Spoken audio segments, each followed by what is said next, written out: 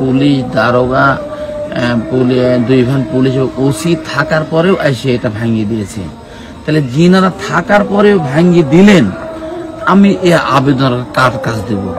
আমি আমার মনে থেকে আমি বলেছি, বাজান, হে আল্লাহ, আমি তাদেরকে মাফ করে দিলাম, আল্লাহ আপনি মাফ করে দেন, তাদের জ্ঞান বুঝ তারা ভালো দেন, এবং তারা হয়তো তারই কাছে ভাঙি তারা যে শান্তি পায়, তাদের কাছে এটাই তাদের কাছে বড় শান্তি।